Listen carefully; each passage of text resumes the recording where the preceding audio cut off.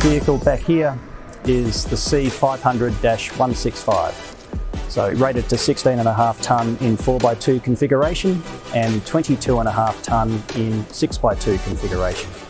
It's the largest vehicle that C Electric currently produces.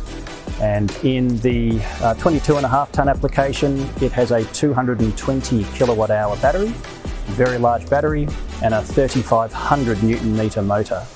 This particular vehicle here has a 2,500 Newton metre motor, and it provides exceptional performance at its 16.5 tonne rating. Ideally suited for poles and wires maintenance, as you can see here, and also for refuse curbside pickup at houses. A very versatile truck in the C range.